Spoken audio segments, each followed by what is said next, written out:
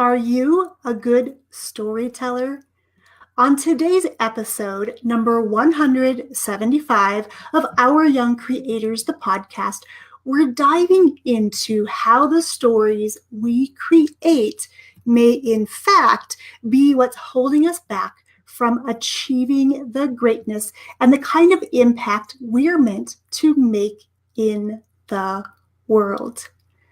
Before we dive into storytelling, I want to say thank you for tuning in today, catching the live, the replay, or listening over on the podcast. My name is Yong Pratt. I'm the chief dreamer, podcaster, and author right here at Our Young Creators. Here at OYC, we are on a mission to help people harness the power of technology to share their gifts and help families bond over time spent on devices by becoming creators and not just consumers. When I was young, I was a really good storyteller. In fact, one of the stories I wrote was chosen for inclusion in the Young Writers Festival publication in 1980-something. Most of the stories, though works of fiction, were never published, and I've been on a journey to rewrite some of these stories. Let me know in the comments below if any of these sound familiar.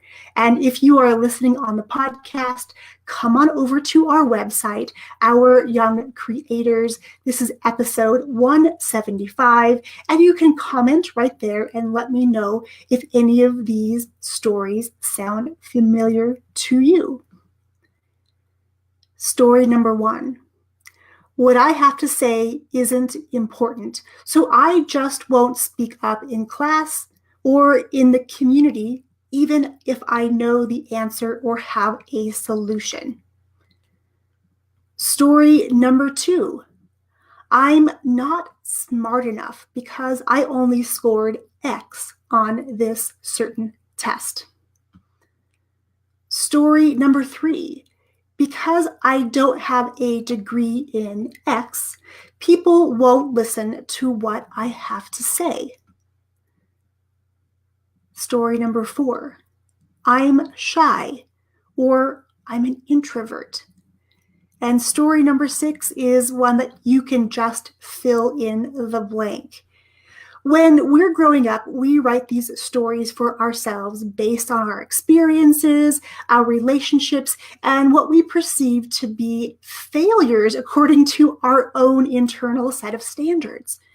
I wish I had learned that it's through making decisions that we learn and grow.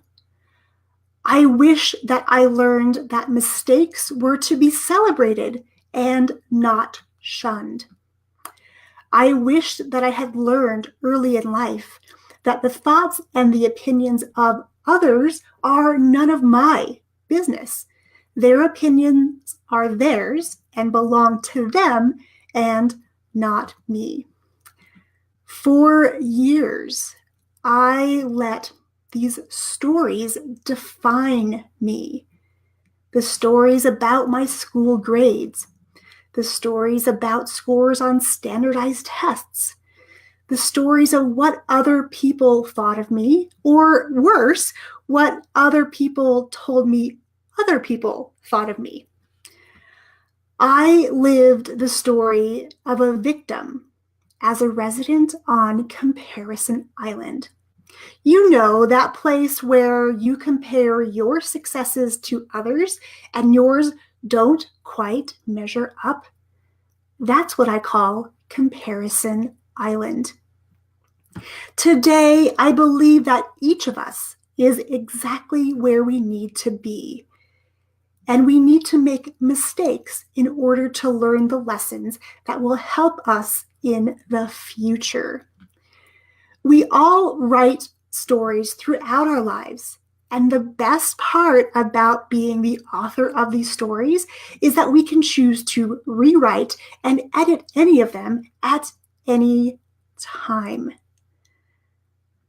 When I review the series of choices I've made in my life thus far, I can absolutely identify the times when I let myself be defined by external factors and the times when I wasn't being true to myself or my gifts or my calling.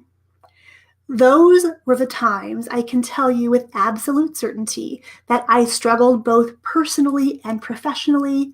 However, the silver lining here is that now that I've learned those lessons, I can use and apply them in my life now to help me move myself further down my path. The stories that I wrote for myself about how and why I was struggling, how I was blaming others, my lack of confidence, though I didn't, of course, see it at the time, led to some of the best decisions I've ever made. They led to me opening my brick and mortar performing arts school way back in 2001.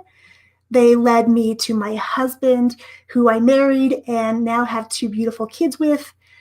They led me to the first iteration of the podcast, Raising Smart Kids, and then the second iteration, Raising Smart Kids 2.0.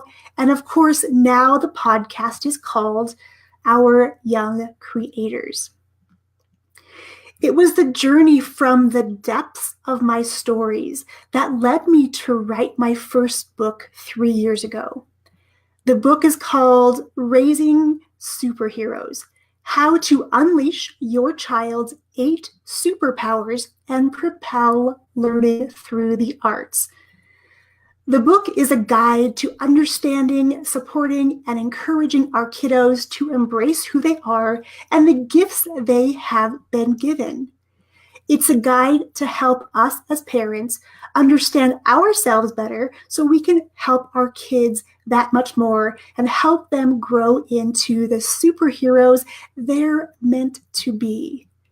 It's also a guide that helps us have conversation with educators and administrators to advocate for our kids and really stand up for them in a meaningful way that's going to help contribute to their success, not the success of everyone in their class. Well, I hope that by me sharing my stories of these things that I've rewritten over the years and that I'm learning to rewrite so these stories don't sabotage me, but instead serve me. I hope that by sharing them, you're beginning to think about the stories you may have written in your life and the ones you want to write from here on out. Do you need to rewrite some of your stories so that they serve you? Are there chapters in your story that need to have additions made to them? Maybe they need a sequel. And what about your kids? Do the stories that your kids are writing now, are they serving them or are they sabotaging them? How can you, as a parent, help your kids write stories that are going to serve them for years to come? If you're ready to embrace your gifts, share them with the world, all while bonding with your kids over the devices they're already using, I'd love to invite you to join us in round number 3 of Podcast in a Weekend. We kick off on Friday, November 16th at 8 a.m. Pacific Standard Time. It's time, my friends, to rewrite your story and become that person you know deep down that you're meant to be. Let's celebrate your gifts, your talents, and those of your kiddos and share them with the world on a podcast. I'm going to leave the link below to save your seat in round number 3 of Podcast in a Weekend.